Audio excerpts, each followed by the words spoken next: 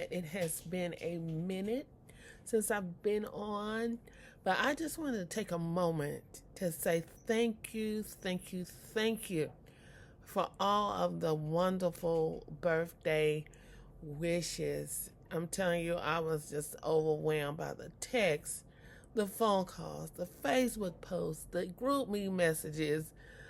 However, you chose to say happy birthday, I just want to say I really appreciate it. Of course, I'm always gonna have something funny to say.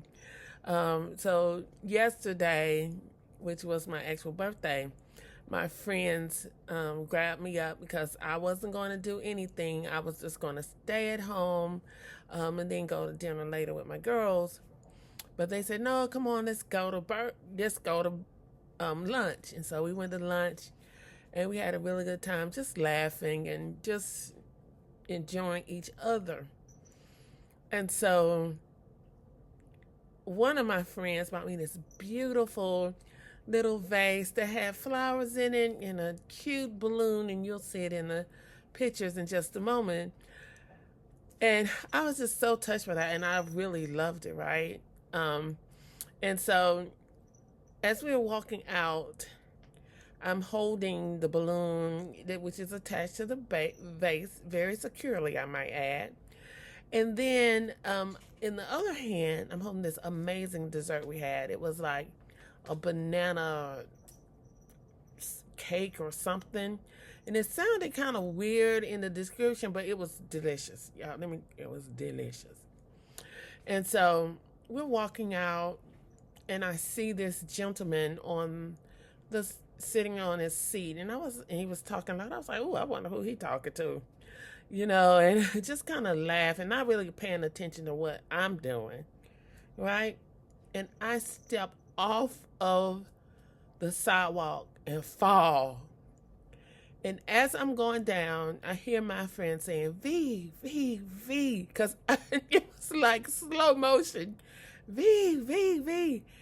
And all I could think about was, please don't let me break this vase. Or please don't let me drop my food, right? But I went down, hit hard. Wasn't injured, just scraped my knee up really bad, but other than that, I was good. So as I'm on the ground, I hear footsteps running. And it was the young man that was on the phone. And he said, "Oh, can I help you?" And I almost said, "No, I got it." But I mean, he was there, and I was like, "Okay, I'm embarrassed enough." So he helps me, he helps me get up. And he said, "Well, can I walk you to your car?" And I said, "No, I'm good. I'm good," because I was. And I was like, that was so sweet. A young black man, just kind, right? And that's not an anomaly. But I was just saying it was just so good to, have him just come like that. Just very well trained, you could tell. But what the funny thing about it was when I got up, my friend noticed. She was like, "You held on to those flowers. You was not going to let them go." And I was like, "I wasn't." And it was the first thing when I hit the ground. The first thing I looked, I was like, "Oh, did I break my vase?" And that's what I thought. I wasn't thinking about it. Was I injured? If I felt, of anything really happening. I was like, is my dessert okay? And was the food okay? My dessert okay, and was my vase okay? And fortunately, they both were. And me too, and all of that. But I was crying, laughing at that. But then I thought, I always try to think, okay, how can I bring this home? How can I bring this home, right? So I thought about this season of my life when I felt like, oh my gosh, I was been holding on to things, trying to hold on to things and fall. And feeling like I've fallen, right? And trying to really like gain my balance and get up, right?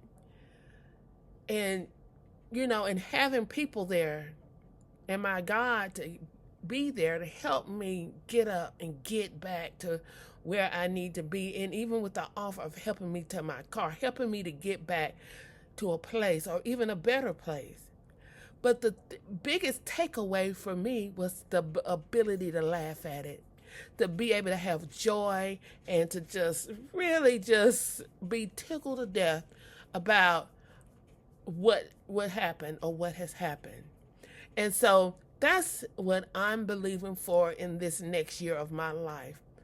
I got an email that said, "May this be your best year yet."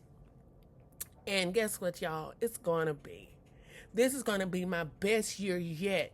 And I was like, well, Lord, how can you actually say that? I mean, you had good years when you got married. That was a good year. Good years when you had your kids. Good year, well, kind of good year when I graduated from, got my doctorate.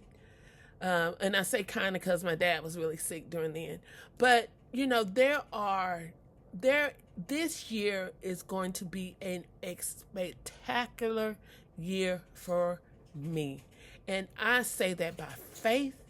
And I want you to follow along with me as we see what God's about to do for me next. And I'm just already excited, right? I'm already excited about some of the things, the people, connections I thought I never made, opportunities that are coming. And I'm like, God, if what I have gone through has led me to this moment, it's been worth it. It's been, all of it's been worth it.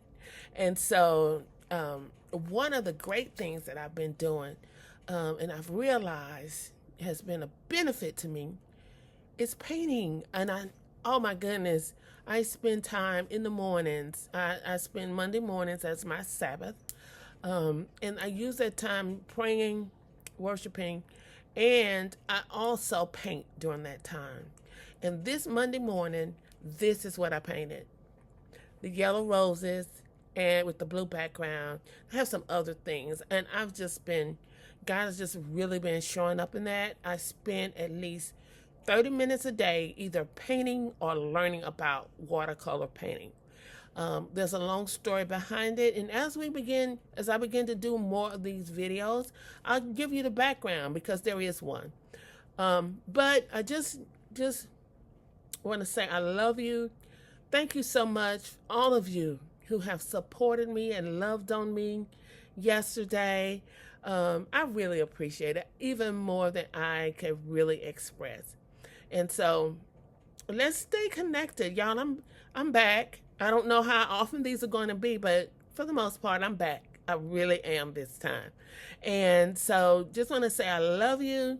And y'all have a good day. Bye. Oh, what a beautiful day. With the ones I love, I'll always stay. Living my best life, come what may. Together we shine in every way. There was a time I tried to hide my grief. I smiled, I worked, I said I'm fine. But inside I was breaking. Losing my husband shattered me, and I realized I couldn't outrun this pain. So instead, I leaned into it, and I wrote. Morning to Morning is the book I needed when my world fell apart. It's 31 days of affirmation and prayers for anyone who's grieving, aching, or trying to find their way back to hope. I turned my pain into purpose, and now I'm sharing it with you. If you're hurting, you don't have to go through it alone. Let's walk this path one morning at a time.